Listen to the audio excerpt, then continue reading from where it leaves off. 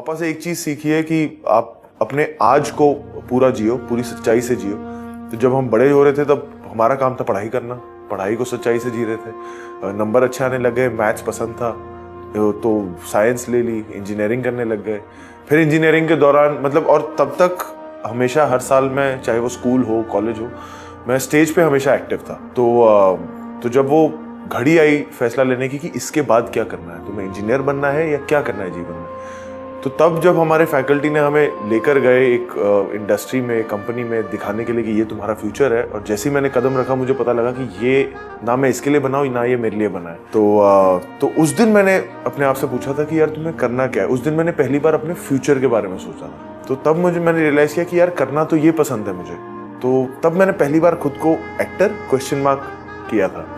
और मुझे याद है जब मैंने पहली बार पापा से ये बात शेयर की थी कि मुझे इंजीनियर नहीं एक्टर बनना है, तो उनका पहला सवाल ही यही था कि तुम्हें एक्टर क्यों बनना है, क्योंकि तुम्हें लगता है मैं इंडस्ट्री से तो तुम्हारा सफर इजी हो जाएगा। तो मैंने कहा नहीं, देखिए मैंने, और क्योंकि ना पापा, हमारी अपब्रिंगिंग ऐसी रही है, उन्होंने सिखाया हमें बचपन से है ना, उन्होंने कभी हार्श रियलिटीज हमसे छुपाई नहीं है।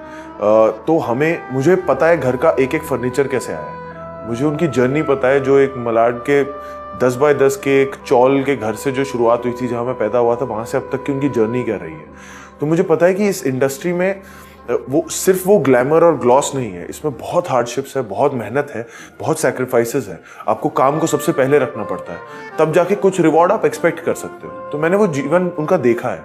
तो मैंने कहा कि सिर्फ पापा को मैंने एक बात कही थी कि पापा देखो, मेरे एकेडमिक्स जो हैं, नंबर अच्छे आ रहे हैं, मैं इंजीनियर बन सकता हूँ, पर कभी आगे जाके 10-15 साल बाद जाके मुझे ये रिग्रेट नहीं करना कभी भी कि यार जब मैं 22 का था मुझे करना कुछ और था, पर मैंने पहला कदम ही नहीं रखा, मैंने कोशिश ही नहीं की। तो मेरे मन से मुझे लगता है कि ये मेरी इनर कॉलिंग है कि मैं एक्टर बनना चाहता हूँ। मुझे इस काम में मज़ा बहुत आता है, खुशी बहुत मिलती है। तो I don't mind struggling for the next 5 years 10 years, जितना भी जो भी किस्मत में लिखा हो। तो पापा को लगा इसकी वजह ठीक है, और पापा इस इंडस्ट्री से बहुत प्यार करते हैं। वो कहते हैं आज तक जो भी मुझे मिला है वो इस इंडस्ट्री की बदौलत है। तो मैं कभी किसी को डिस्करेज नहीं करूँगा इस इंडस्ट्री से आने से, बट उसकी वजह सही होनी बहुत ज़रूरी है। तो उस नोट पे मेरी जर्नी शुरू हुई। और रही बात कि कितनी स्ट्रगल हुई है या कैसी जर्नी रही है, 2009 में I passed out as an engineer, graduation ख़त्म की थी, और अगले ही दिन मैंने अपने आप को एक एक्टिंग कोर्स में अप्लाई किया अपने आप को। और मुझे एक्चुअली ये जानना था कि ये क्या सिर्फ ये हॉबी है या मैं ये जीवन भर ये करना चाहता हूँ, एक अपनी लाइफ इसको देना चाहता हूँ। एंड जब वो 5-6 महीने मैंने किशोर नमित कपूर एक्टिंग अकेडमी है यहाँ पे बॉम्बे में, वहाँ पे मैंने बिताए, तो जो मुझे सबसे बड़ी सीख वहाँ पे ये मिली कि मैं श्योर था कि हाँ मैं यही करना चाहता हूँ, मुझे इस अपने काम से इश्क है। और उसके बाद फिर मुझे अनुराग कश्यप साहब के साथ एज एन ईडी बनने का मौका मिला गैंग्स ऑफ वासीपुर पे। वो बहुत बड़ी स्कूलिंग रही जब मैंने मनोज वाजपेयी जी, ऋचा चड्ढा, पीयूष मिश्रा जी, नवाज भाई, इन सबको काम करते हुए इन पर्सन देखा। वो मेरी बहुत बड़ी सबक थी, और वहाँ से मैंने सीखा कि एक थिएटर का एक एक्टर के जीवन में कितना इंपॉर्टेंस है। फिर उसके बाद मैंने थिएटर 3-4 साल करना शुरू किया नसीर साहब के साथ, मानव कौल हैं, कुमुद मिश्रा, और भी काफ़ी छोटे मोटे थिएटर ग्रुप्स थे, उनके साथ करना शुरू किया बॉम्बे में। साथ में फिर ऑडिशंस देने मैंने शुरू किए। ऑडिशंस यहाँ पे बॉम्बे में 3-4 जगह बहुत मशहूर हैं जहाँ ऑडिशन होते हैं। उसे बॉम्बे में स्ट्रगलर्स एरिया भी कहा जाता है। तो वहाँ खूब चक्कर काटे हैं। रोज़ 11 बजे सुबह एक बैग लेके निकलता था जिसमें एक फॉर्मल वेयर होता था, कुर्ता पजामा होता था, एक ट्रिमर रखा होता था, और वो लेकर मैं निकलता था कि कहीं भी जो लुक कहोगे मैं उस लुक में आके आपको ऑडिशन दे दूंगा। तो काफ़ी दरवाज़ों पे खटखटाया हूँ, और पहला सवाल ये पूछा हूँ कि am I fit for the audition. तो ये सवाल पूछना बहुत ज़रूरी होता था कि क्या मैं फिट हूँ।